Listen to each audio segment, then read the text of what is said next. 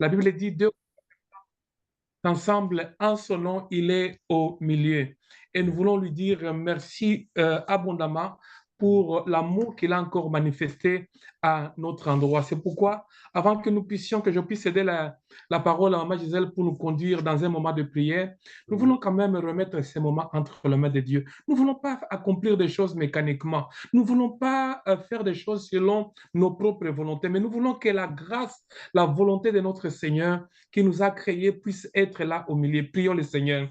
Père de gloire, Seigneur notre Dieu, Yahweh, nous te disons merci. Merci encore, éternel, notre Dieu, pour ce moment. Toujours là à nos côtés, au Père éternel. Éternel, toi qui es bon, éternel, Père éternel, remettre tout entre tes saintes mains. Merveilleux Seigneur, nous, éternel, notre Dieu, remettre, Seigneur, c'est toi. Le Dieu agréable, c'est toi qui es véritable, l'ami fidèle, c'est toi. Le Dieu qui nous donne la force d'avancer, c'est toi. Pour la vie, merci éternel, donne encore au-delà de ce que nous pouvons penser ou imaginer, c'est toi. Éternel, notre Dieu, Yahweh, car nous croyons que tu vas nous faire du bien, éternel, notre Dieu. Seigneur, nous remettons, éternel, ces moments, Seigneur, Yahweh. Seigneur, prends contrôle, éternel, notre Dieu.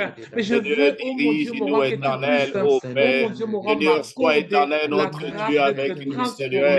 Accompagne-nous, éternel, notre Dieu, éternel, ce soir. Seigneur, nous avons besoin de toi, éternel, notre Dieu. Oui, Seigneur, notre Dieu, nous avons besoin de toi, éternel. Seigneur Yahweh, que ton esprit éternel agit, que ton esprit éternel nous conduit, éternel, nous accompagne, éternel. Nous te disons merci au nom Amen, amen, amen. Que le nom de notre Seigneur Jésus-Christ soit élevé. Peuple de Dieu, nous sommes encore ensemble dans cette montagne, là où nous recevons nos bénédictions, là où nous amenons nos familles, nos couples pour un moment de recueillement, de prière, d'intercession et d'enseignement.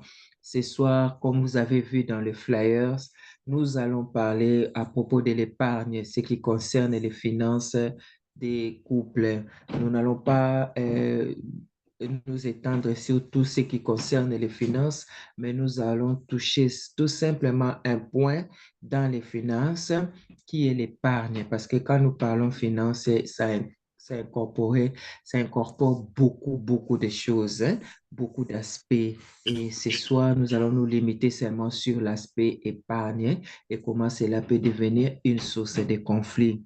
Et pour cela, nos prières ce soir seront dirigées plus vers la création des richesses, comment garder les richesses, la sagesse que Dieu peut nous donner pour que nous puissions être des bons gestionnaires de ce que Dieu nous donne. Pour commencer, nous allons prendre la parole de Dieu dans le livre des Proverbes, chapitre 10. Nous allons lire la parole de Dieu dans le livre des Proverbes, chapitre 10, et nous allons lire le verset 22. Proverbes, chapitre 10. Nous allons lire le verset 22 et nous allons prier par rapport à ça.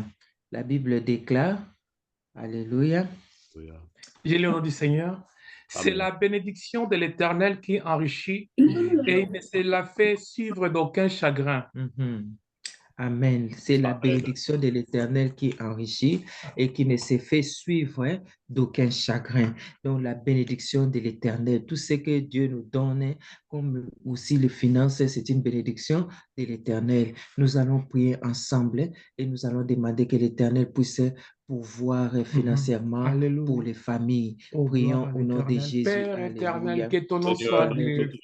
Seul toi pourvois, ô mon Dieu, mon roi. Seul toi donne, ô mon Dieu, mon roi. Père éternel, Paul va plus loin pour dire qu'as-tu que tu n'as pas reçu de la part du Seigneur. Que c'est la bénédiction de l'Éternel qui Nous ne enrichit. voulons pas recevoir, ô Père éternel, amasser en dehors de ton entourage, en dehors de ce que toi tu as prévu pour nous accompagner avec. Oh, béni soit ton nom, Père éternel. Toi qui agis et accomplis, oh mon Dieu, mon roi de merveille. Papa, nous venons tels que nous sommes, Père éternel. Il n'y a que toi qui peux ouvrir le voie. Il n'y a que toi qui peux ouvrir le voie. Seigneur, nous ne voulons pas, oh mon Dieu, mon roi, recevoir selon nos propres moyens. Ouvre, éternel, le corps de bénédiction, Seigneur. Connecte-nous, éternel, avec avec éternel une bonne personne, Seigneur. Éternel, agis encore, éternel, dans chaque vie, éternel, notre Dieu. Père éternel, notre Dieu, Seigneur, agis, Seigneur. Éternel, trace les chemins, éternel, notre Dieu, Seigneur. Là où, éternel, notre Dieu, nous ne voyons même pas les chemins, Seigneur. Pas ici, éternel, notre Dieu, Seigneur. Seigneur Yahweh, bénis-nous, éternel, notre Dieu. Seigneur Yahweh, bénis-nous, Seigneur, notre Dieu, Seigneur. Bénis-nous, éternel, ô Père éternel, notre Dieu, Père, nous Dieu éternel, notre Dieu à toi. Père éternel, notre Dieu, bénis éternel, notre Seigneur. Bénis le mains de chacun de nous, Seigneur. Que chaque couple éternel soit béni, Seigneur, notre Dieu, Seigneur. Toi, tu connais, éternel, notre Dieu, le besoin de chaque couple. Toi, tu connais, éternel, notre Dieu, Yahweh, éternel, les besoins, Seigneur. Nous prions, éternel, afin que tu agisses, Seigneur, notre Dieu. Oui, agis encore, éternel. Amen. Amen. Ah, bien-aimé, nous n'avons qu'une seule source de richesse et c'est Dieu qui nous donne notre richesse. Nous n'avons pas une autre source et nous n'épuisons pas ailleurs si ce n'est qu'auprès de notre Seigneur. La Bible nous dit dans les livres des Psaumes, chapitre 128, Psaume, chapitre 128, le verset 2. Nous sommes dans les livres des Psaumes, chapitre 128, le verset 2. La Bible déclare: tu jouis alors du travail de tes mains. Tu es heureux et tu prospères. Alléluia. Alléluia. Tu jouis du travail de tes mains. Tu es heureux et tu prospères. Bien-aimé, si la richesse ne vient pas du travail de tes mains, tu ne seras pas heureux et tu ne vas pas prospérer. Si c'est que toi, tu es entre les mains, tu es dépendant de quelqu'un, tu es dépendant de la bonne volonté d'une personne, bien-aimé, ce n'est pas la véritable richesse qui rend heureux parce que tu vas dépendre des humeurs des autres, tu vas dépendre des émotions des autres. Mais ce soir, nous voulons prier qu'au sein de nos couples, que Dieu puisse pouvoir, que le travail de notre main puisse nous accorder des biens, puisse nous accorder les finances nécessaires pour que nous puissions prospérer et que nous soyons heureux et que quand nous travaillons, la richesse que nous obtenons puisse nous rendre heureux en tant que couple, heureux en tant que famille et que nous puissions prospérer. Prions au nom de Jésus. Ô Seigneur notre Dieu, nous prions à toi éternel. Seigneur, tu dis éternel qui est Yahweh éternel, qui dit tu iras éternel notre Dieu. Éternel, tu te mets Seigneur notre Dieu, et que seulement irai, tu prospéreras éternel notre Dieu. Oui Seigneur, je déclare éternel notre Dieu. Oui Seigneur notre Dieu, je m'attache éternel à ta parole éternel notre Dieu. Oui Seigneur Yahweh, bénis éternel notre Dieu le travail de nos mains Seigneur. Seigneur, que nous puissions jouir éternel notre Dieu du travail de nos mains éternel notre Dieu et que nous soyons éternel de couple et de famille heureux éternel au Père et que nous puissions prospérer éternel notre Dieu Seigneur. Seigneur, bénis nos mains Seigneur. Seigneur, bénis nos travails éternel. Bénis éternel nos projets Seigneur. Bénis tout ce que nous faisons éternel notre Dieu. Que éternel soit béni éternel notre Dieu. Éternel, que le travail soit béni Seigneur. Que nos affaires éternel notre Dieu s'avancent éternel notre Dieu. Que tout ce que nous faisons éternel notre Dieu soit réellement béni éternel notre Dieu. Oui Seigneur, fais-nous grâce éternel notre Dieu. Père, nous prions à toi éternel notre Dieu. Agis encore éternel ô Papa. Seigneur, nous prions éternel, nous crions à toi éternel notre Dieu. Oui Seigneur notre Dieu, fais-nous du bien Seigneur Yahweh. Oui Seigneur, fais-nous du bien éternel Père. Bénis éternel notre Dieu Seigneur. Que nous soyons éternel, vraiment heureux éternel notre Dieu. Amen. Amen. Oh, ma prière ce soir, c'est que Dieu puisse bénir le travail de tes mains. Ce que tu fais comme métier, ce que tu fais comme, ça ne sera pas une source de regret, mais ça sera une source de joie. La Bible déclare, ça te rend heureux et en plus de ça, ça te fait prospérer. Et ma prière est que le travail de tes mains te fasse prospérer. Alléluia. Bien-aimés, nous allons prier maintenant pour l'autonomie financière. Nous allons demander à Dieu que nous puissions changer de catégorie, que nous puissions quitter les catégories de ceux qui vont emprunter, ceux qui vont vivre avec les dettes à gauche, à droite, que nous soyons de ceux-là, que les gens viendront plus tôt pour que nous puissions les prêter, parce que c'est ça notre alliance avec Dieu. Bien-aimé dans le Seigneur, l'autonomie financière est très, très importante pour le couple. Ça va enlever les stress parce que la Bible dit l'argent répond à tout. C'est l'amour de l'argent que la Bible condamne, mais l'argent répond à tout. Et ça, c'est la Bible qui le dit. Si je peux t'inviter, bien-aimé dans le Seigneur, à prendre ta Bible avant que nous puissions prier. Allons dans les livres de Proverbes, chapitre 22. Nous sommes dans les livres de Proverbes. Nous sommes dans les livres de Proverbes, chapitre 22. Proverbes, chapitre 22. Nous allons prendre le verset 7. Proverbes, chapitre 22. Nous allons lire le verset 7. Et ainsi la Bible déclare, j'ai le nom de Jésus. Amen. Le riche domine sur les pauvres. Et celui qui emprunte est esclave de celui qui prête. Je ne sais pas si tu as bien suivi ça. J'aimerais vraiment que tu puisses prendre ta Bible bien-aimée là où tu es, que tu puisses lire ces paroles pour toi-même, afin que lorsque tu vas prier tout à l'heure, tu puisses diriger tes prières. Si toi-même, ta famille, tu te retrouves dans cette position où tu es encore en train d'emprunter, tu sais que tu es esclave de quelqu'un. Bien-aimé, tu vas prier avec détermination parce que tu ne veux pas que cette position d'esclave puisse demeurer. Mais tu vas dire, Seigneur, ce soir, si je suis encore esclave de quelqu'un parce que je suis en train d'emprunter chez la personne, que Dieu, tu puisses changer ma situation, que tu puisses changer ma situation. Nous, ici en Angleterre, on appelle ça relocation. En anglais, relocation. Tu quittes l'état d'esclavagisme, tu quittes le camp de l'esclavagisme et tu viens maintenant dans le cas de ceux qui prêtent.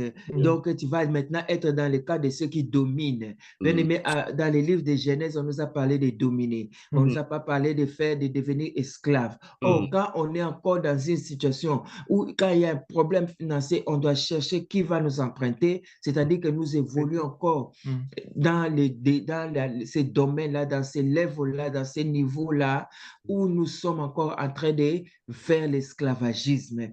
Mais ce soir, par le nom puissant de Jésus-Christ, la situation financière de ta famille va changer. Tu ne seras pas dominé, mais tu vas dominer. Tu ne seras plus esclave, mais tu seras libre, parce que Dieu va t'accorder à toi et à ta maison l'autonomie financière. Bien, mais la Bible le dit clairement, le riche domine sur les pauvres. Et nous le voyons noir sur blanc, partout où nous allons, dans n'importe quel domaine de la vie, bien aimé, nous voyons que les riches dominent toujours sur les pauvres.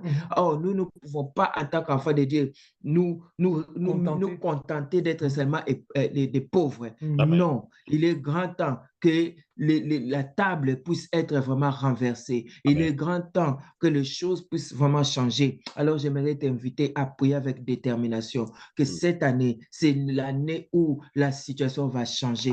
Je vais quitter cette domination financière. Prions au nom de Jésus. Alléluia. Seigneur, notre Dieu, Yahweh, nous venons prier éternel. Tu as dit éternel, ô Seigneur, Yahweh, éternel, que le Fils domine sur le corps, Seigneur. Seigneur, ouvre éternel, Seigneur. Ouvre éternel, notre Dieu de bénédiction éternelle. Ô Seigneur, que nous puissions éternel, notre Dieu, Yahweh, éternel, Yahweh, apprêtez-nous en Christ, Seigneur. Père éternel, notre Dieu, fais-nous grâce éternelle, Yahweh. Seigneur, viens au secours éternel de nos finances éternelles, notre Dieu. Viens au secours éternel, au nom de parle éternel, notre Dieu, Seigneur. Yahweh, éternel, notre Dieu, que nous ne soyons pas éternel, notre Dieu, du pauvre, Seigneur, mais qu'ils soient éternels, les gens éternels qui seront de riches, Seigneur, qui vont dominer éternel. Tu as dit éternel, notre Dieu, dans le livre de Genèse, Seigneur. Ô éternel, tu nous as créé afin que nous puissions dominer, Seigneur. Seigneur, Yahweh, éternel, que la domination soit sur nous, Seigneur, notre Dieu. Soyons capables, éternel, de dominer, Seigneur, notre Dieu, non d'être dominé, éternel, par nous autres, Seigneur. Accorde-nous, éternel, la capacité, éternel, de dominer. Accorde-nous la capacité éternelle, notre Dieu, Seigneur, de régner éternel, notre Dieu. Car tu règnes, Seigneur. La Bible me dit, l'or et la puissance éternelle t'appartient, Seigneur. Père éternel, notre Dieu. Ô Père éternel, fais-nous grâce éternelle. Ô Seigneur, fais-nous grâce éternelle, notre Dieu. Nous prions à toi, éternel, mon Père Jésus. Fais-nous grâce éternelle. Éternel, que nous soyons capables, éternel, de dominer, éternel, notre Dieu. Capable, éternel, de régner, éternel. Capable, éternel, notre Dieu, Seigneur, de vivre, éternel, une vie que l'éternel nous appelle, Seigneur, notre Dieu. Père éternel, fais-nous grâce éternelle. Seigneur éternel, nous, Seigneur Jésus. Agis encore, éternel, Jésus. Ô Seigneur Yahweh éternel, apporte toujours de nouveau, éternel, notre Dieu. Seigneur Yahweh, change nos vies, Seigneur, notre Dieu. L'influence éternelle, notre Dieu, la vie de chacun de nous, Seigneur. Que nous soyons capables, éternel, notre Dieu, Seigneur, de vivre, éternel, comme éternel, des enfants de Dieu, Seigneur. Éternel, notre Dieu, Seigneur, que donne-moi la sagesse, éternel, notre Dieu, Seigneur. Donne-moi la sagesse, éternel, notre Dieu, éternel. Pour chacun de nous, Seigneur, notre Dieu. Seigneur, fais-nous grâce éternelle, Jésus. Et nous disons Amen. Amen. Amen. Je vais te laisser avec ce verset que tu auras à lire et ça va t'aider dans tes prières sur le plan financier parce que la Bible a tout prévu. Amen. Je dis toujours, Dieu a tout prévu. Alléluia. Et la Bible, c'est la meilleure constitution parce que chaque cas, chaque difficulté que nous pouvons rencontrer dans la vie, la Bible nous a donné les principes, comment nous pouvons gérer. Si nous pouvons prendre la Bible dans les livres de l'Apocalypse, chapitre 22. Apocalypse, chapitre 22. Le verset 2. C'est un des versets qui est vraiment un médicament que j'aime prendre quand il y a une crise financière. Je prends ces médicaments, c'est dose unique et Dieu répond. Quand je prends ces médicaments dans le livre d'Apocalypse, chapitre 22, verset 2, j'ai dit, Seigneur, wow, c'est à toi de jouer. Un fruit doit tomber en ce moment. Ici, la Bible dit, au milieu de la place de la ville et sur les deux bords du fleuve, il y avait un arbre de vie produisant 12 fois des fruits, rendant son fruit chaque mois. Et dont les feuilles servaient à la guérison des nations. Alléluia. Ici, on ne va pas prier. Tu vas prier seul avec papa ou bien tu vas prier seul dans ta famille. On a dit 12 mois de l'année. Chaque mois a un fruit. S'il y a un mois où tu vois que les calculs, ça ne tient pas à dire où est papa, où est les fruits de ce mois ici. C'est un arbre qu'on a planté dans l'autre côté du fleuve, dans les jardins d'Éden. Chaque mois, il y a un fruit. Chaque mois, il y a un fruit. Et les feuilles de cet arbre guérissent les nations. Amen. Que Dieu nous bénisse. Nous allons maintenant écouter la parole de Dieu par le canal de son serviteur, le pasteur Claude. Gloire soit rendue à l'Éternel. Amen. Amen. Nous serons en présence de produire des fruits chaque mois durant toute l'année. Alléluia. Amen. Que nos arbres ne puissent pas flétrir, qu'ils puissent continuer à donner des fruits. Je vous propose 3 passages dans la parole du Seigneur. C'est vrai que le thème que nous voulons aborder est tellement vaste et surtout que nous allons commencer peut-être à les... Nous allons les faire rapidement. Il y a Proverbe chapitre 6. Proverbe chapitre 6, verset 6 à 8. Et nous allons lire également Proverbe chapitre 30, verset 24 à 25. Et nous allons clôturer avec Genèse chapitre 41, verset 34 à 36. Proverbe chapitre 6, verset 6 à 8. J'ai lu au nom du Seigneur. Amen. J'ai lu au nom du Seigneur. Va vers la fourmi, paresseux. Oh non, paresseux. Considère ce voie et devient sage. Elle n'a ni chef, ni inspecteur, ni maître. Elle prépare en été sa nourriture. En quelque sorte, elle l'épargne. Elle amasse pendant la moisson de quoi manger. Alléluia. Amen. Elle prépare en été sa nourriture. Elle amasse pendant la moisson de quoi manger. Proverbe chapitre 30, versets 24 à 25.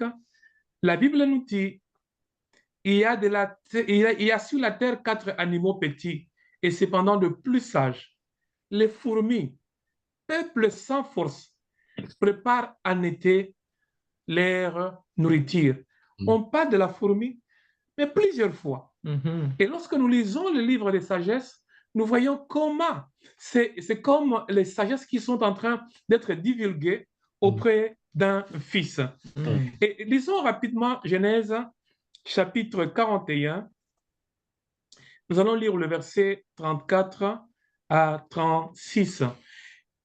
Que Pharaon établisse des Genèse 41, verset 34 à 36, que Pharaon établisse des commissaires sur le pays pour leur 1/5 de récolte de l'Égypte pendant les 7 années d'abondance, qu'il rassemble tous les produits de ces bonnes années qui vont venir, qu'il fasse sous l'autorité de Pharaon des amas de blé, des approvisionnements, j'insiste sur cela, dans le ville et qu'ils en aient la garde.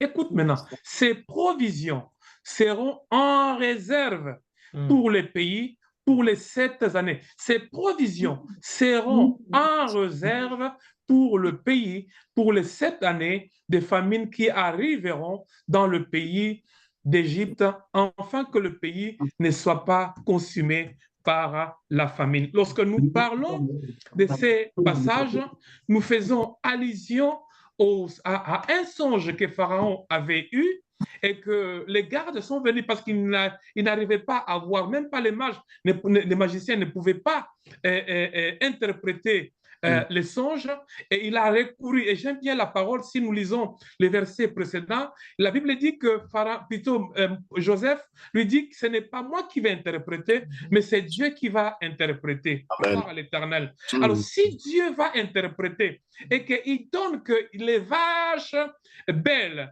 sont contraires aux vaches laides, il lui explique, donc Dieu lui-même reconnaît que nous avons besoin d'épargner. Alléluia. Amen. Et lorsque nous parlons de l'épargne, nous faisons allusion, c'est-à-dire que nous devons mettre à côté ou bien économiser pour se constituer des réserves. Alléluia. Amen. Et ces réserves vont s'en servir pour les besoins futurs. Ce n'est pas quelque chose que nous allons maintenant commencer à utiliser maintenant, mais c'est pour les besoins futurs. C'est pourquoi j'ai beaucoup aimé lorsque nous avions prié, nous avions beaucoup parlé à propos, nous avions prié pour que nous puissions être capables de commencer à prêter et non pas emprunter. En quelque sorte, et c'est dans la Bible, dans le livre des Proverbes, on nous demande que nous devons commencer à prêter et non pas emprunter. Et j'aime bien, lorsque nous lisons Genèse chapitre 1, verset 28, il dit que l'homme doit être capable, j'aime bien l'anglais, on dit subdue the nations. C'est-à-dire que dominer même les nations. Il est très important que nous puissions comprendre cela, qu'il est à nous, en tant qu'enfants de Dieu, que nous devons aussi chercher par tous les moyens, sur le plan financier, à planifier. Alléluia. Quand nous mettons en réserve, c'est pour planifier. Je voulais dire à quelqu'un encore ce soir que lorsque nous planifions, il y a des choses que nous ne pouvons pas acquérir, que nous ne pouvons pas acheter avec les prières en langue. Tu peux bon prier en langue, bien aimé, mais tu ne sauras pas acheter une maison. Tu ne vas pas avec une prière en langue dans une banque pour avoir, par exemple, les mortgages. Tu ne vas pas avec prière en langue pour aller acquérir, par exemple, une voiture. Deuxième réalité, tu ne vas pas, bien aimé, aller acheter une maison avec ton salaire mensuel. Il faudrait absolument commencer à faire quoi? À mettre de côté.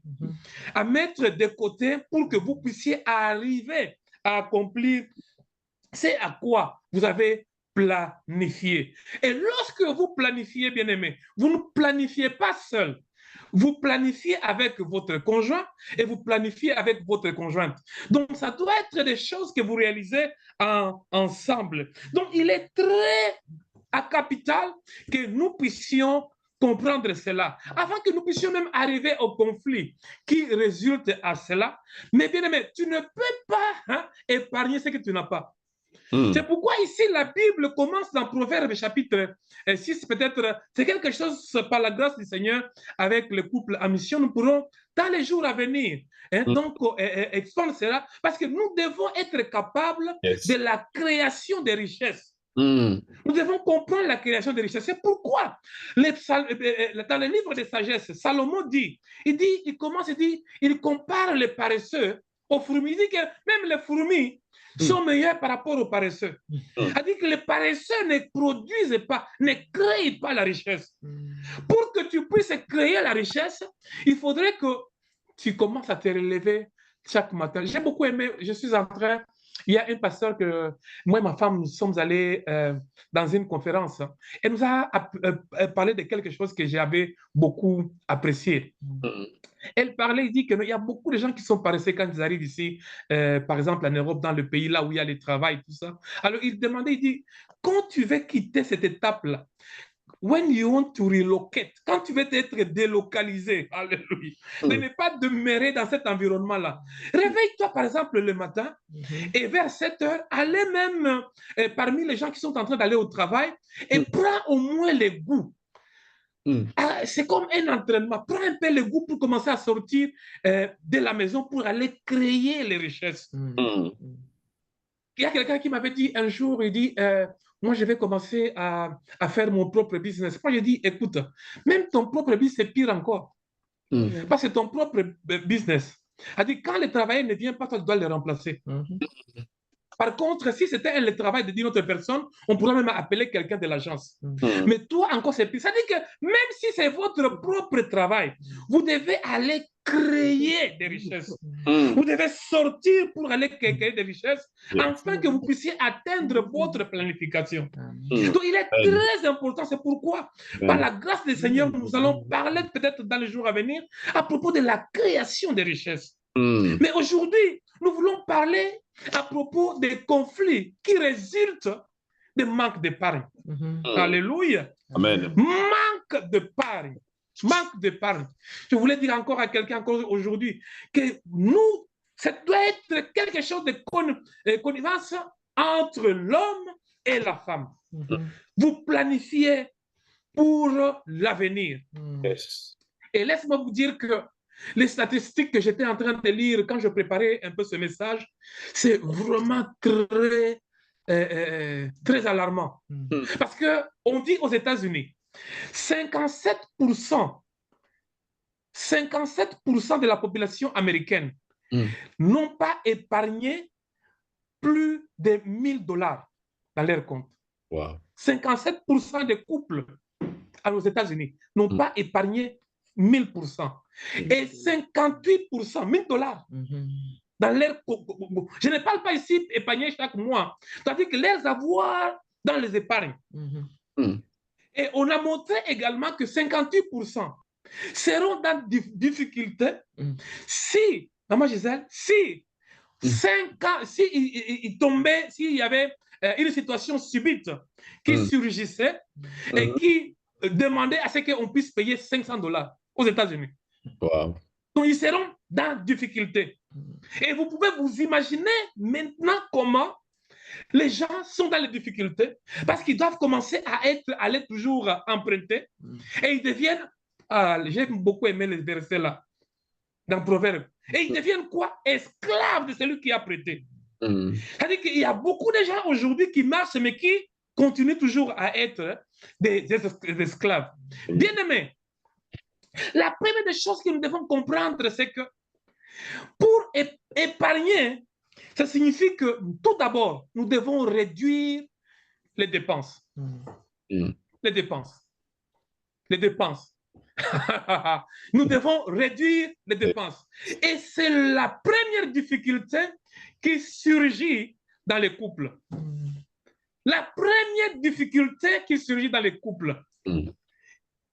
surgit dans les couples. Donc, en quelque sorte, vous devez réduire les dépenses. Je disais à ma femme, à un moment donné, on devait acheter une voiture et je lui ai dit que nous devons diminuer les dépenses parce que nous devons commencer à mettre de côté pour que nous puissions, dans les jours à venir, nous nous sommes donné un temps pour acheter une voiture. Mais peut-être on allait acheter des fois dans Waitrose. Nous avons diminué, nous avons dit non, non, non. Pour diminuer les dépenses, on va aller, nous allons laisser ça à Papa Rudy dans Waitrose. Nous allons aller à Lidl. Amen. On est parti à Lidl. C'est-à-dire qu'on a créé une situation pour aller à Lidl. Ou du moins, quand on arrive à Lidl, on cherche des choses où buy one, get one free. Get one free. Get one free. Donc, tu achètes buy one, get one free. Donc, il faut réduire les dépenses. Qu'est-ce que tu penses, maman? C'est très important parce que si vous ne réduisez pas les dépenses, ça serait difficile d'épargner parce que ce n'est pas automatique que le volume de l'argent que vous obtenez va augmenter d'un coup. Donc, c'est à vous d'utiliser ce que vous avez et maintenant chercher à ce que vous puissiez créer l'épargne avec ce que vous avez. Oh, gloire au Seigneur. Alléluia. Amen. Donc, le montant, le salaire ne va pas gonfler d'un coup. Et vous verrez, par exemple, dans les pays dans lesquels nous sommes, on augmente le salaire sur base du taux d'inflation.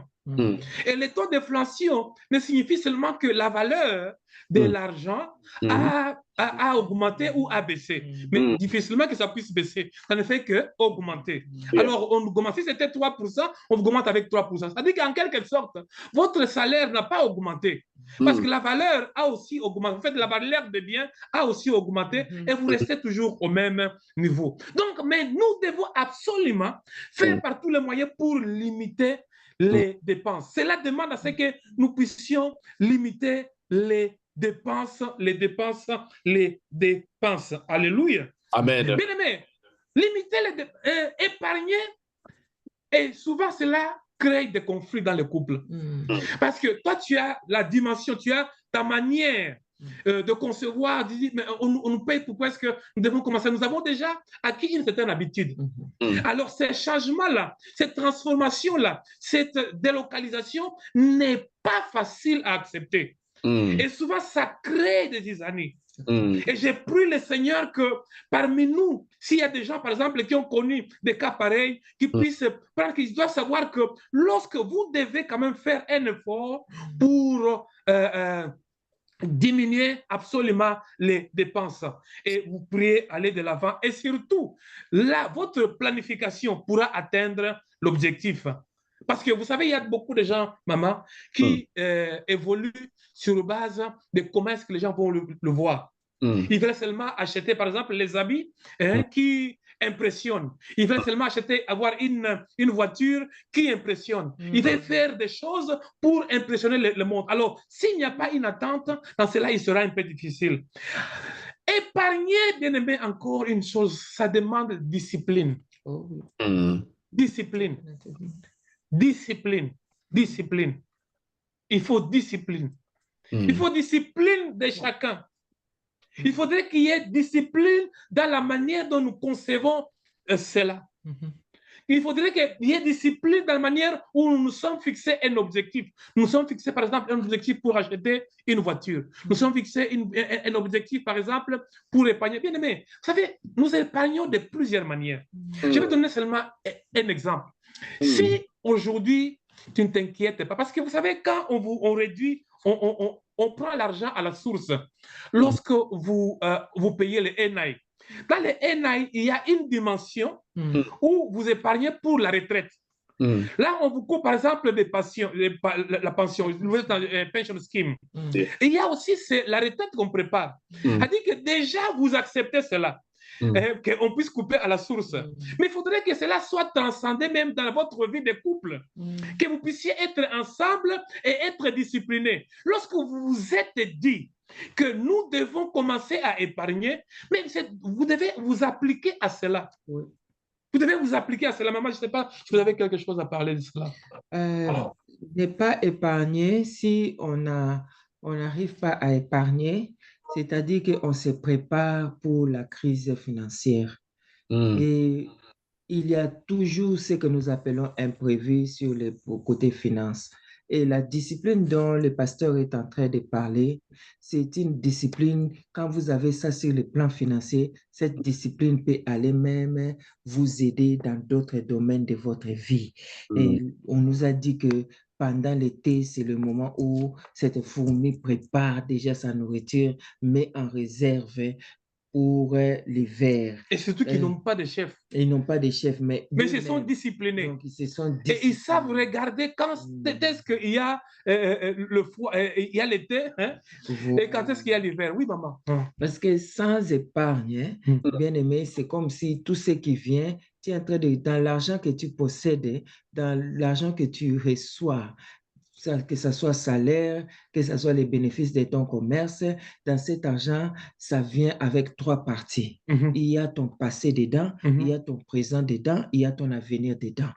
Amen. Donc, quand tu as reçu cet argent... Non, répète ça, maman. Il y a ton passé là-dedans, il y a ton présent là-dedans, il y a ton avenir là-dedans. Oui, parce que l'argent que tu as aujourd'hui, tu vas payer les bills, tu vas payer les factures que tu as déjà consommées. Tu as déjà occupé la maison d'autrui et maintenant on vient te dire parce que tu as dormi ici pendant 30 jours, il faut payer. Mais tu as déjà dormi 30 jours. C'est dans le passé. Tu as utilisé les services qu'on vous a rendus. Et le présent. Le présent, là, quand l'argent là vient, non seulement tu as payé ton loyer qui est dans le passé, tu as payé les factures que tu as déjà consommées dans le passé, par exemple ton électricité, le gaz et tout cela. Mais il y a aussi le présent dedans, parce que dans le présent, tu vas manger. Dans le présent, tu vas aussi te déplacer. Dans le présent, tu vas aussi engager d'autres dépenses qui sont immédiatement dans le présent. Mais il y a aussi ton avenir dedans, parce que si tu manges tout l'argent, tu consommes tout l'argent aujourd'hui, s'il y a un problème qui t'attend dans l'avenir, s'il y a un besoin financier qui t'attend dans l'avenir, tu vas redevenir esclave parce que tu vas aller chercher maintenant à emprunter. Pour subvenir, pour compenser le manque qui existe là. Exactement. Et c'est très capital. Je dirais encore plus que cette discipline-là, c'est-à-dire que, vous savez, c'est comme le fruit qu'on nous donne. Tu ne dois pas manger également les semences qui se trouvent à l'intérieur. Parce que les semences qui se trouvent là à l'intérieur pourront encore être les moments agréables pour aller planter et pour que vous puissiez encore produire encore davantage. Amen. Amen. Il est très capital pour que nous puissions comprendre cela. Il y a aussi un autre élément, bien aimé, lorsque nous épargnons, nous devons être constants. La constance est capitale dans tout ce que nous faisons quand nous épargnons. Lorsque nous épargnons, par exemple, nous nous sommes dit que nous allons commencer à épargner 400 livres chaque mois ou bien 200 livres. En fait, l'épargne, ce n'est pas le montant que vous épargnez, mais la constance que vous le faites. Vous avez dit que nous... Donc, ne créez pas. Vous savez, surtout dans les couples, les conflits arrivent quand les gens commencent maintenant à créer des dépenses. Ils commencent à créer. C'est-à-dire que, mais il ne faut pas créer des dépenses inutiles. Et vous savez de ce quoi? Lorsque vous regardez dans la vie des couples, ce sont des dépenses inutiles. Des dépenses que les gens créent tout juste pour impressionner le monde extérieur. Des dépenses que les gens créent tout juste pour se faire voir et qui n'ont pas d'importance, qui ne sont pas utiles complètement à leur survie. Je comprends qu'il y a des fois, par exemple, ça peut être un cas de maladie qui surgit. Là, je ne parle pas de cela. Mais il y a des dépenses, par exemple, on nous a invités dans une fête. Pourquoi ne pas t'habiller? Vous avez déjà des habits, la garde-robe est déjà remplie. Mais comment? Il y a déjà, par exemple, si mentalement, ils vont se dire, non, cet habit-là, on m'a déjà vu avec ça. La mentalité de l'esclavagisme. Donc, la constante amène à ce que nous ne puissions pas, ou on puisse avoir une mentalité où nous voulons voir, parce que nous voulons savoir, comme maman a dit, il y a le futur dans ce que nous sommes en train de garder. Il y a le futur dans ce que nous sommes en train d'épargner. Alors, les conflits arrivent là-bas. Les conflits, ils disent, non, non, non, vous voyez, toi, tu ne comprends pas. Et on commence, et ça crée des divisions. Alors, pour apaiser, il y a des fois, par exemple, un des couples, ou plutôt, le conjoint ou la conjointe peuvent se dire, oh non, pour garder la paix, j'accepte. N'épargne pas. Je vais vous donner un cas. savez, il y a un cas ici en Angleterre, vous savez, je crois en l'an 2004, hein, on avait, je crois que c'est le Premier ministre Cameroun qui avait donné à ce que tous les nouveaux-nés, le gouvernement mettait dans leur compte 250 livres et il demandait aux parents de commencer Shuastat. C'était ça le programme. Shuastat. Alors, le gouvernement donnait à chaque première année, chaque année, en 2004, c'est quoi? C'est David Cameron qui avait amené les schemes. Alors, on mettait 250 livres dans le compte. Et maintenant, les parents choisissaient que ce qu'ils vont commencer à augmenter. Et le gouvernement, après, à l'âge de 18 ans, le gouvernement doit plutôt, ce montant-là sera multiplié, je crois, par 3 ou bien par un pourcentage là bien déterminé, de manière que cela puisse permettre à ce que l'enfant, lorsqu'il part à l'université, puisse avoir un montant déjà, l'avance pour payer les ustensiles, un ordinateur, payer ce driving license, ainsi de suite. Mais combien de couples, mais je parle en tant que pasteur, et vous voyez, par exemple, l'homme qui vient dire, non, ils ont consommé déjà ce qu'ils avaient même dans les ice account, mais ils vont même plus loin pour aller récupérer même l'argent qu'ils avaient maintenant déjà mis à côté et que même ce n'est pas leur argent. C'est l'argent même des gouvernements qui avaient donné pour aller récupérer ça. Pourquoi? Parce que les gens manquent la culture de mettre de l'épargne. Et souvent, bien aimé, cela crée complètement des ennuis. La constance nous amène à ce que lorsque nous nous sommes entendus, ou bien il y a eu compromis, que nous puissions aller avec ça jusqu'à la fin. Que nous ne puissions pas dire que nous épargnons ce mois et nous n'épargnons pas l'autre mois, nous épargnons le premier mois et nous n'épargnons pas d'autres mois. Donc, il est très capital, bien aimé. Qu'est-ce que tu penses à propos? Oh non, moi je dis qu'il faut être consistant. Parce que si on n'est pas consistant dans l'épargne, on va toujours revenir à la case du départ. Si on a déjà voté un pourcentage, que tous les revenus de cette maison, 2%, 1%, 10% sera pour l'épargne, ça doit aller à l'épargne. Peu importe c'est à quoi vous faites face pendant ce temps-là. Faites ça même pendant une période d'une année et vous allez voir vous-même les résultats. Sinon, quand il n'y a pas d'épargne, la tendance, c'est quoi? Quand il y a une crise qui surgit, on va recourir à emprunter. C'est-à-dire que ça devient un cercle vicieux. Donc, vicieux. On part, on revient, on emprunte. On regarde, on va encore, on vient. Donc, on commence à travailler pour payer les dettes. Et ça ne doit pas être la position d'une famille chrétienne. Dans nos prières, nous devons prier avec instance, que Dieu nous amène à ce niveau-là où nous sortons de ces cycles où la première réaction, quand il y a une crise, une demande financière, c'est qui va nous emprunter.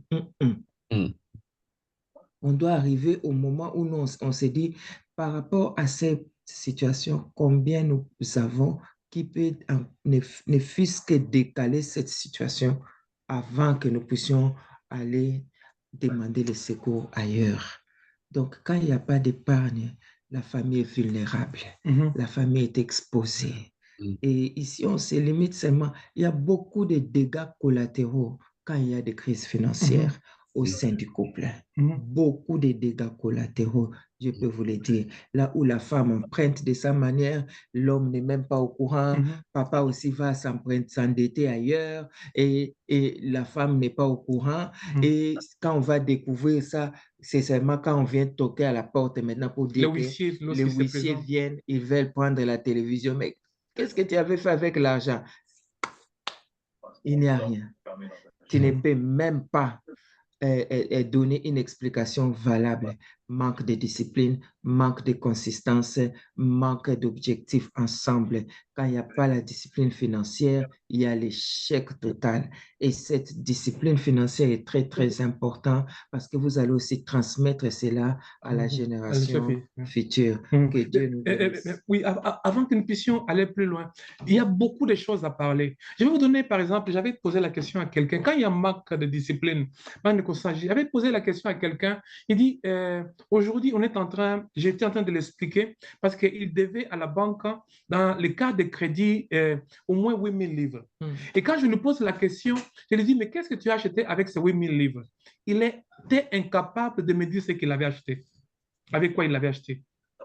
Pourquoi? Parce qu'il prenait un cas de crédit ici, cas de crédit là-bas. Alors quand il sort comme ça, il achète, il voit quelque chose qui lui plaît. Il achète. Et ce sont des habits qui sont périssables. Et le lendemain, peut-être ça, après 6 mois. Et subitement, comme ça, comme il était incapable, et il s'est retrouvé avec 8 000 livres, mais subitement comme ça, qu'il ne sait pas comment. Alors qu'est-ce qui est arrivé? Tout ce qu'il amassait comme salaire, tout ce qu'il recevait comme salaire, donc on les suivait. Parce qu'il devait payer encore les 8 000 livres qu'il avait empruntés. Mais qui n'avait absolument... Or que les autres font quoi? Ils empruntent au niveau de la banque pour aller investir. Et quand tu fais l'investissement, ça vous donne des retours. Il y a des returns. Et sans ces returns-là, ça sera autre chose. Nous allons parler peut-être dans les jours à venir. Je crois qu'il y a beaucoup de questions là qui pleuvent. Alors, nous allons essayer quand même de répondre. Je crois que... Allez, essayer. Je vais d'abord... Il y a quelqu'un qui voulait parler là? Ah, ok. Ok, nous pouvons aller, papa Rudy? Yes, papa. Nous pouvons... Yeah. Ok. Je vois la première question, c'est que n'est-ce pas le système capitaliste en place qui empêche au couple d'épargner?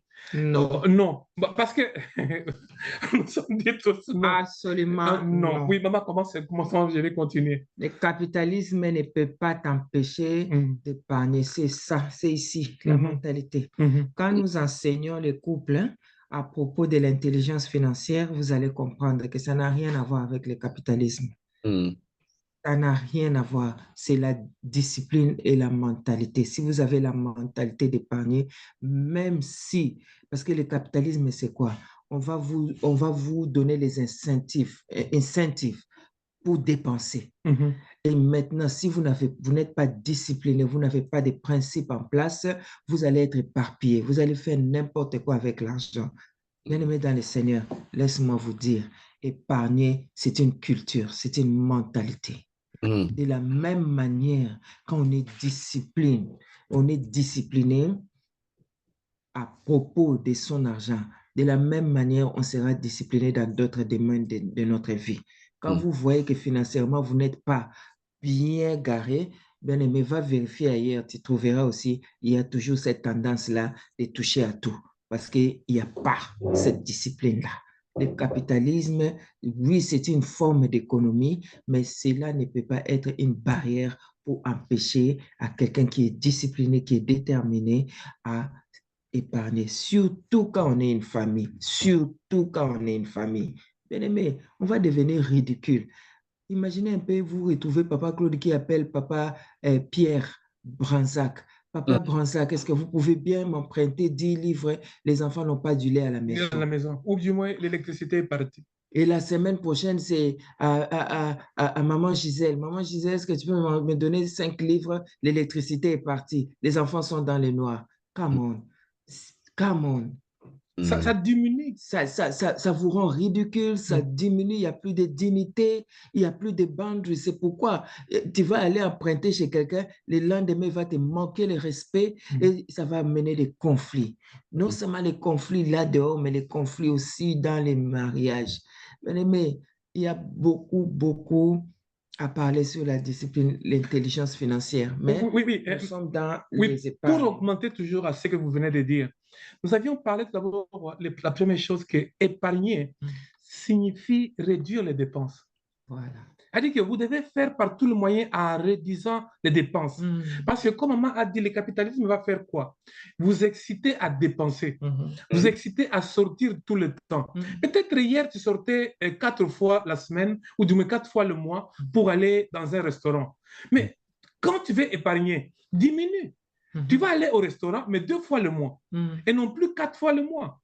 Et puis, tu peux, par exemple, tu allais peut-être hier dans les restaurants comme Ritz, là, au niveau la zone 1. Mais là, tu vas te dire, non, je ne vais plus commencer à aller là-bas. Là, c'est Maman Nanou qui parle là-bas. Là, c'est Maman Nanou qui parle là-bas. Hein? Non, là, tu retournes, tu dis que non, cette fois-ci, moi, je vais commencer à aller chez Papa Claude à Enfield. Vous pouvez aller à Nandos. Vous pouvez manger. Absolument. Donc, tu réduis en cela pour que tu ne puisses arriver. Mais je vois qu'il y a beaucoup de questions encore qui pleuvent. À quel moment la planification dans un couple doit commencer, s'il vous plaît? Et c'est pendant les fiançailles, par exemple. Moi, je voulais dire, dans les fiançailles, il n'y a pas encore un contrat. Les fiançailles peuvent commencer aujourd'hui et disparaître demain. Donc, dans les fiançailles, il n'y a pas le contrat parce que vous n'êtes pas encore marié.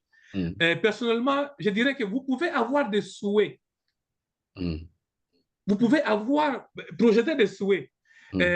Comme dans les fiançailles. Vous savez, dans les fiançailles, moi, je la donnais même, je disais, vous voyez les fleuves, la côte de l'amour, ça t'appartient. Est-ce que ça s'agissait de l'eau donnée? Non. Donc, dans les fiançailles, on se promet même des choses qu'on n'a pas. Donc, ça peut se limiter au niveau des souhaits. Mais c'est dans le mariage, là où vous avez maintenant contacté, que cela arrive. Je ne sais pas ce que tu penses à cela. Moi, je pense qu'au niveau des fiançailles, on peut déjà commencer à avoir les conversations. Et au niveau des fiançailles, déjà, vraiment, si vous êtes surtout dans les fiançailles qui est un stade avancé, c'est-à-dire qu'il y a eu déjà des présentations, il y a peut-être eu déjà, donc les deux familles se sont déjà rencontrées. Donc là, il faut déjà commencer à avoir des conversations. Et c'est à cette période-là, vous n'allez pas penser tout votre temps à donner les choses que vous n'avez pas. Je vous donne les lacs qui vous... Non, ce n'est pas à vous. Vous n'allez pas recevoir les lacs qui vous appartiennent à un pays. Même s'il vous promet ça, dites seulement, ça fait partie de la folie de l'amour. Mais c'est durant cette période-là qu'on commence maintenant à détecter aussi une personne qui a une faiblesse financière. Et comment l'aider? Et comment vous pouvez l'aider. Parce que vous pouvez déjà constater que il n'est même pas les 20 du mois, la personne commence déjà à dire, est-ce que vous ne pouvez pas me donner un peu d'argent là pour m'aider à arriver, pour les transports, pour que je puisse terminer le mois. Et dites, mais qu'est-ce que vous avez fait avec votre salaire? Comment vous n'avez pas prévu le transport? Alors que les transports, vous connaissez les montants, vous connaissez combien de fois vous utilisez les transports. Comment vous n'avez pas mis... Donc, vous avez un problème avec votre budgeting. Vous avez un problème avec votre manière de budgétiser. Donc, déjà là, vous pouvez détecter les faiblesses financières. Mais en ce moment-là, vous ne pouvez pas commencer à mettre tout au carré pour dire que nous allons épargner autant. Non, ce sont seulement c'est l'étape des conversations. Vraiment, c'est nécessaire. C'est nécessaire. Alors, c'est vraiment très capital. Je vois encore, il y a beaucoup de questions. Pouvons-nous épargner sans investir ces fonds, s'il vous plaît, car les banques utilisent cet argent pour investir. C'est vrai. Écoute, les banques, ce sont les vendeurs de l'argent. C'est-à-dire qu'ils prennent l'argent chez une personne X et ils le donnent à une personne X et ils tirent le profit. Au fait, ils jouent en quelque sorte au milieu les commissions. Mais je vais vous dire aujourd'hui qu'il y a une épargne, par exemple, qu'on appelle AISA. Si vous mettez, par exemple, de l'argent dans AISA, l'argent, par exemple, pour le moment, va vous donner encore plus d'avantages. Donc, vous pouvez utiliser plusieurs canaux pour quand même aller investir votre argent là et que cet argent-là ne puisse pas demeurer toujours avec la même valeur, mais aller au-delà de la valeur. C'est pourquoi, par exemple, vous avez vu pour exciter les gens à commencer à investir, par exemple, au niveau de l'Angleterre, on a augmenté les taux de base.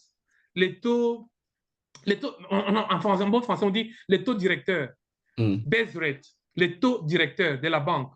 C'est actuellement, par exemple, c'est à 5,25. Et vous pouvez vous imaginer que ça a augmenté de 0,25 à 5,25. C'est-à-dire que si aujourd'hui, tu mettais ton argent, parce que nous avons chacun de nous qui vit dans ce pays, a droit à mettre dans son ICE account 25 000 livres par année. Alors, si tu mets ces 25 000 livres par année, et regardez, tu as au moins déjà avec le base rate de la banque, c'est-à-dire que le taux directeur est de la Banque centrale de 5,25%. Donc, c'est-à-dire que c'est toi qui vas gagner encore plus d'avantages qui est même au-delà du taux d'inflation. Par rapport à investir, j'aimerais te dire, nous avons un cours que nous donnons, ça s'appelle Créer, gérer et multiplier l'argent. Ça fait partie du module d'intelligence financière. Comment créer, comment gérer et comment multiplier l'argent. Mais ça, ce n'est pas notre topic de ce jour. Aujourd'hui, nous parlons des conflits qui peuvent arriver suite au manque d'épargne. Mais oui, on doit multiplier l'argent d'une manière ou d'une autre, aussi longtemps que c'est légitime et vous calculez vos risques. Donc, on peut passer. Nous pouvons continuer avec les questions parce que je vois encore une question, Papa Rodi, avec votre permission. On peut répondre, oui. OK. La majorité des couples sont dans les dettes. Pouvons-nous affirmer que nous sommes esclaves des institutions qui empruntent de l'argent, s'il vous plaît? Bon, quand vous dites la majorité, je ne sais pas où est-ce que vous avez tiré ces statistiques et c'est sur base de quoi, mais je sais qu'il y a des couples qui sont dans les dettes, je sais que nous sommes en train de parler maintenant, c'est pourquoi nous avons besoin d'épargner, pour que nous ne puissions pas arriver lorsqu'il y a une situation désastreuse qui surgit subitement et nous ne puissions pas aller emprunter de l'argent dans une institution. C'est vrai, ce que tu as dit là, à ce moment-là, nous allons tous devenir des esclaves. Parce que celui qui prête et devient esclave. Et juste par rapport à cela, j'aimerais te dire aussi, bien-aimé, ou nous dire à nous tous que quand il s'agit de dettes, il y a ce qu'on appelle good debts and bad debts. Il y a les dettes qui sont très bonnes et il y a les dettes qui sont mauvaises. Encore là, c'est une autre leçon. On ne saura pas entrer dans les détails, on n'a que 2 minutes qui nous restent, mais sache seulement que les mauvaises dettes te rendent esclave. Les bonnes dettes font de toi quelqu'un qui peut, dans l'étape de multiplier l'argent, ça fait de toi une personne qui sera en mesure. Parce que quand tu prends le bon dette, par exemple, c'est une dette qui va te remporter plus que ce que tu as emprunté parce que tu auras à multiplier cela et tu sauras rembourser et gagner encore. Là, c'est une très bonne dette. Mais la dette qui est sens unique, c'est perdant-perdant. Et c'est là, il faut vraiment il faut beaucoup de leçons. Et puis, aller dans la profondeur pour que tu puisses bien maîtriser, bien comprendre cela. Et peut-être prochainement, nous pourrions parler à propos des mortgages parce que la personne notre frère a amené et que c'est une dette. Là, non, ce n'est pas, c'est une dette, mais une dette positive qui a déjà gage. Là, nous pouvons entrer dans ça prochainement et vous parler sur ça parce que ce n'est pas une dette comme tu peux le penser. Wow. Ok, merci, Papa Claude. Vous avez fini? Non, nous sommes à la fin. Nous sommes à la fin, voilà. Nous vraiment donc. Parce qu'il y a beaucoup de questions alors, mais parce que le temps déjà 43. 43 déjà, voilà. Vraiment, c'est intéressant. Vraiment, là, je pense la matière vraiment est tellement intéressante. Donc, il y a même une sœur qui demande comment suivre ces cours. Je suis en Belgique, s'il vous plaît. Merci. Ok. Je pense que on va continuer avec les couples pastoraux. Donc, Maman Gisèle et ça, c'est-à-dire Maman Gisèle ainsi que Papa Claude. Donc, nous sentons qu'il y a vraiment de la matière. Donc, je pense que couple à mission, nous allons en profiter. Et puis, ensemble, je pense que nous allons comprendre comment épargner, puis comment gérer, comment investir. Il y en a tant de choses que nous devons parler ensemble. Et je pense que ce genre de conversation, d'échange va permettre à nos couples et à quitter un peu ces niveaux de pauvreté. Parce que nous avons prié, hein, on a dit que non, c'est-à-dire les riches dominent sur les pauvres. C'est vrai, nous prions un grand Dieu qui n'est pas pauvre, alors nous devons aussi vivre comme notre Père. Il est riche, nous devons avoir cette pensée, cette intelligence de richesse. Que l'Éternel vous bénisse abondamment, papa. Donc, par la grâce de Dieu, je pense que nous allons continuer à parler sur les finances dans nos couples. Voilà. Bien-aimés, nous sommes arrivés à la fin. Nous disons un grand merci à tous ceux qui se sont connectés pour la première fois. Vous êtes vraiment la bienvenue parmi nous, bien-aimés. Donc, nous vous encourageons, bien-aimés, aussi à inviter d'autres bien-aimés.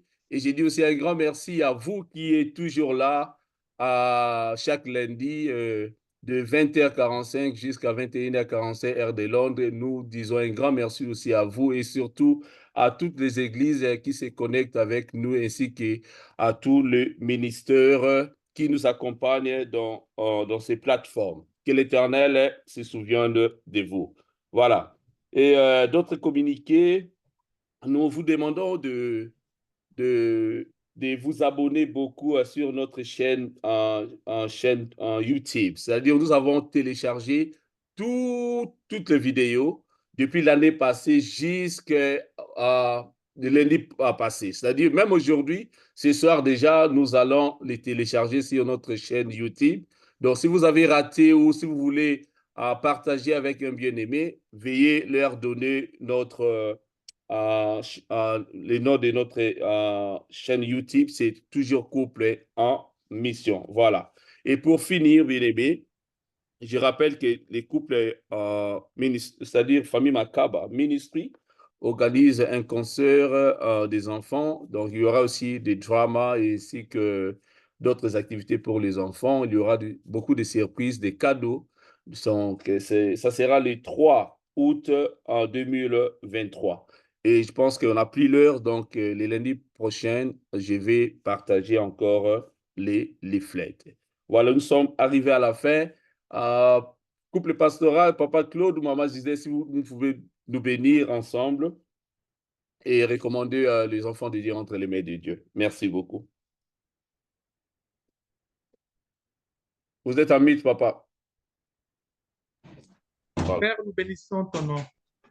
Nous glorifions ton Saint-Nom parce que cette journée a été prévue depuis longtemps par toi et vous l'avez réalisée, exécutée et fait de possible, Père éternel, que nous puissions être avec mon frère et ma sœur.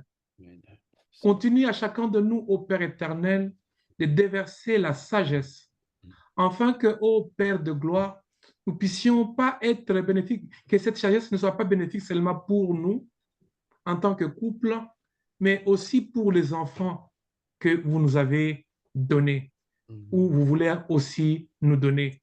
Non seulement les enfants au Père éternel, mais que nous soyons également des instruments qui apportent une nouvelle connaissance, une sagesse à des personnes qui nous fréquentent dans notre environnement, que notre environnement puisse changer.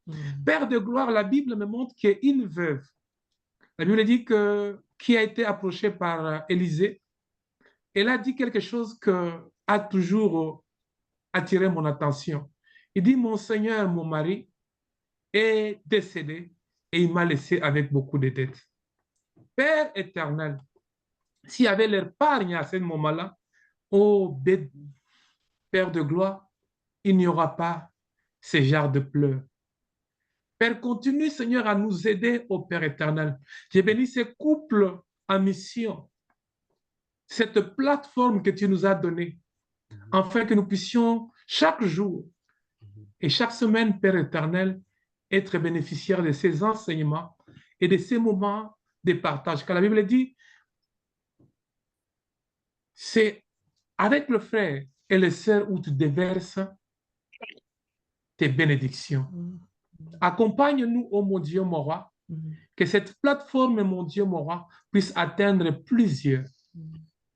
Continue, Seigneur, à donner la sagesse et l'intelligence au couple Papa Rudy et Papa Maman Nanou.